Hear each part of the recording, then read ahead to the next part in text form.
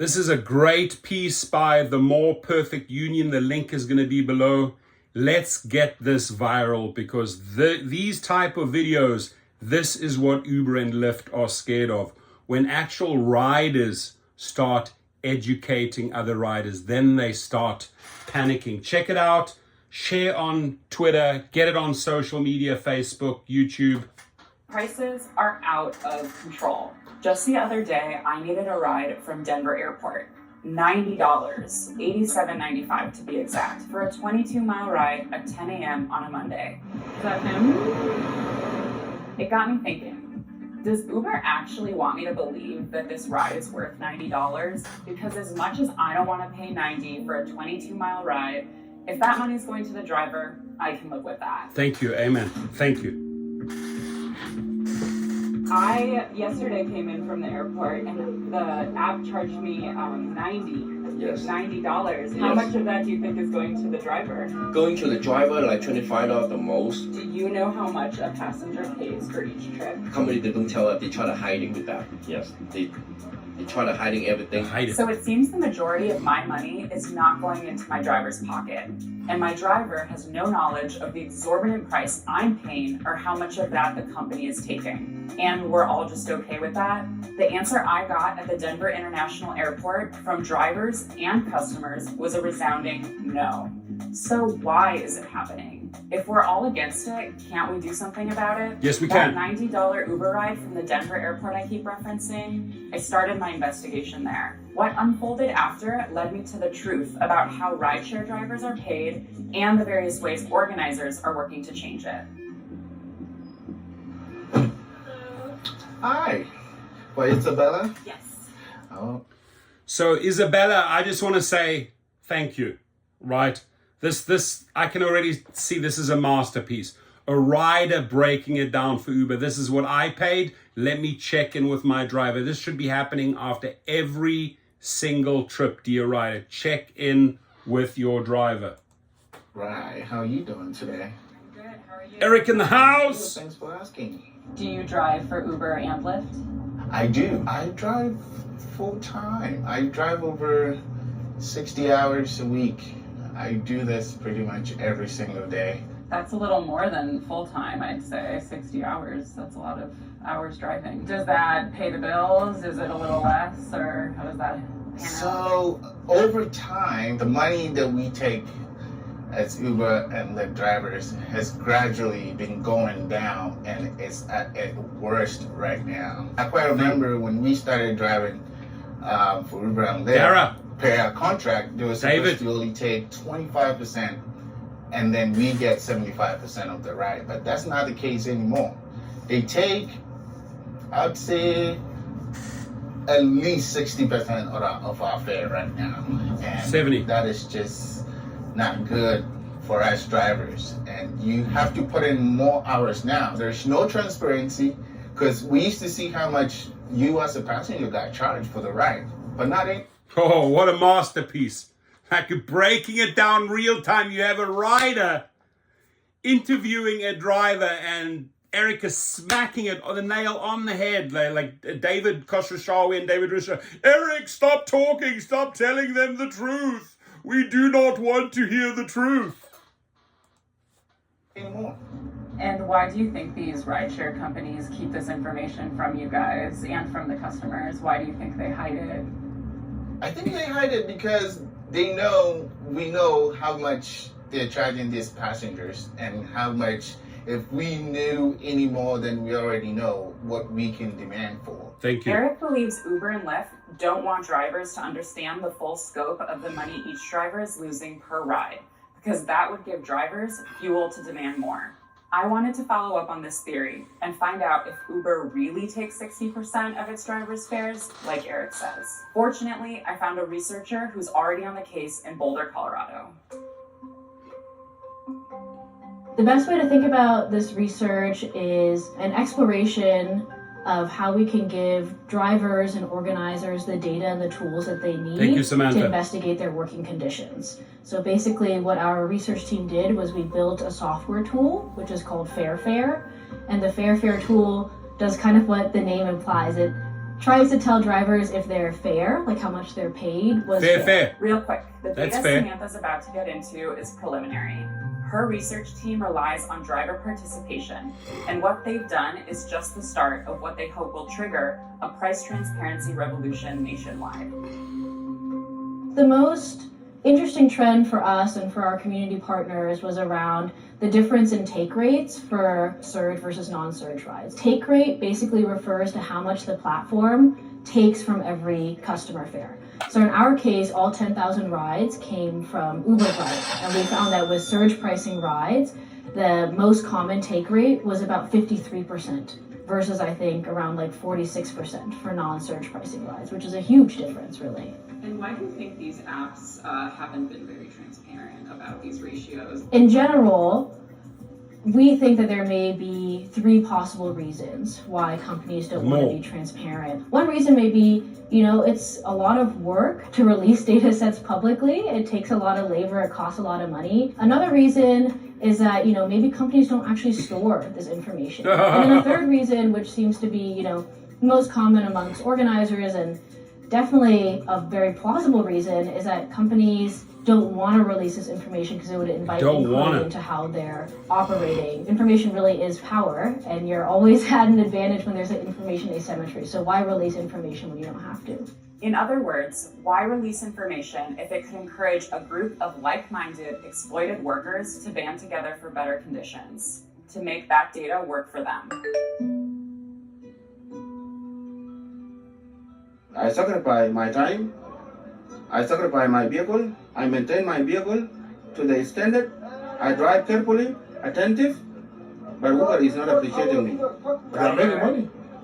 They're making money because what they told us, 27% they're taking, but they're taking more than that. Exactly. They're taking more than that. Do you think passengers know how much money is going to the driver for real? Most of them they don't know. Most of them they don't know. Like, because somebody may punch you in the face sometimes because if they're mad about the charges. We as drivers have had enough. Uber and Lyft play a very Darryl, we've had enough. David, we've had enough. Communities nationwide, they're celebrating all these record-breaking numbers, but then they're not actually compensating the drivers who are putting in the work to make this possible. Rideshare drivers want honesty. They want apps like Uber and Lyft to show drivers what each rider is paying and exactly how much of that payment drivers will pocket. In Colorado, legislators like Stephanie Vigil, a gig worker themselves, are working on just that.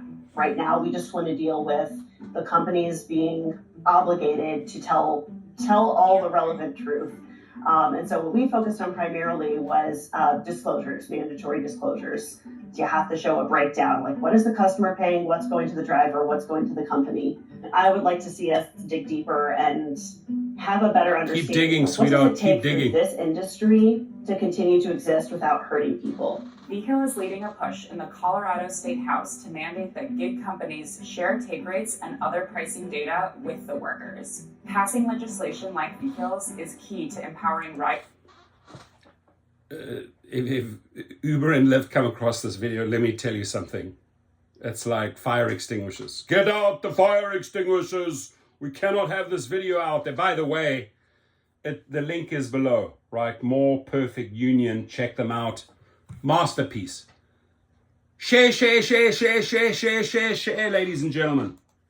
their drivers and leveling the balance of power between corporations and workers. The model that we are playing on in the gig economy is that of an independent contractor, that you work for yourself and not for the companies. The right to say no is what makes you an independent contractor. If you can't actually say no, then you're hired and you should be paid like it. So in order for you to be able to proactively say, yes, that's an offer I want, and no, that's an offer I don't want, independent you have contractor, to know enough about what you're getting paid. They want to be able to gamify you into doing more work for less, so they can charge the customer more for it. Meanwhile, they make off with billions. So yes, Uber and Lyft prices are out of control. As riders, we all know it, we all feel it. And through conversations like the ones I've had this week, it's clear to me that drivers feel it as well. They feel the decreasing pay, the increasing hours, and the hostility from frustrated riders. But only through conversations with riders are they able to discover why they are feeling all these factors. Rideshare apps like Uber and Lyft are dedicated to their bottom line. And if that means hiding just how much money they're taking from its drivers to avoid widespread backlash, or God forbid a strike, then that's what they'll do. And they'll continue doing it until more studies take place, more drivers get motivated to fight for their rights, and more customers and legislatures speak out nationwide. The critical thing to recognize about gig drivers is that we are kind of the first line in this problem, but we won't be the last. I think if these companies can find out and establish for themselves that there's no regulatory model that can hold them accountable, there's no one who can force them to tell the truth, they can do anything they want, they own the joint, they will spread this model to other sectors of the workforce. It is coming for your job if you don't snap out of it and pay attention, frankly. At the end of the day, Uber just provides a platform. We put in the hours. We do our maintenance on the cars. We pay for insurance. We do basically everything for ourselves. We need them to be accountable for, their actions. So, accountability is a word that those executives don't understand or don't want to hear. All I can say is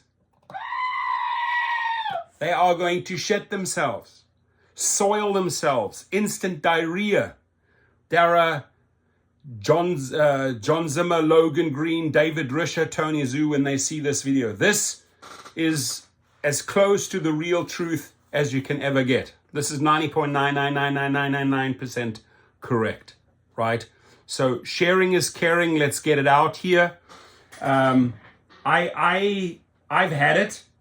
I've absolutely had it with their nonsense, and that's why you'd see me in the last few videos that I've made. Yeah, all your new features, rehashed, more bells and whistles, more little decorations on the Christmas tree.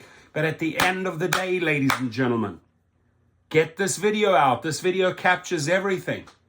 It's what they are taking. It's what Uber and Lyft and them are taking and what you are receiving. And we need to understand that with these thousands of engineers that they have to pay, with all this bullshit that they are programming, which costs a fortune, with all this churn and burn recruitment of drivers, the money that they are squandering. I bring you the story of Travis Kalanick when they spent $100,000 on balloons. This is Uber and Lyft. They have to pay for millions and millions and millions of their own little party balloons to keep the show going. And a fraction of that oil pipeline, driplets, make it back to you. So make sure you use your number one powerful tool, which is social media. Whether it's Twitter, whether it's Instagram, whether it's TikTok, whether it's Facebook, whether it's YouTube. Get these stories out, because this is what they are afraid of. They are afraid of the truth. And I can tell you more truth, and this is why I did this. Giglawyers.com and gigrocket.com. I've realized over the years the only language that they understand is when you hit them in their wallets, right? And I thank those thousands and thousands of women and many men stepping forward, giving us the stories of sexual abuse, sexual harassment, sexual assault by drivers and riders, all registered on Gig Lawyers, all funneled onto attorneys. So 2024 Uber, Lyft, Tony Zhu, it's going to be raining lawsuits. It's going to be raining arbitration. It's going to be raining small claims for wrongful deactivations. We are relentless. We are going to fight and slap you 1,000 times over until you start listening. And where will they start listening? Where do they pay attention? Is when you shine the light on these cockroaches, ladies and gentlemen, on social media. So what a piece. What a masterpiece. Put your big thank you underneath there. Go to their channel. We owe them that subscription on this video. It is a masterpiece. Take care, everyone, and be safe.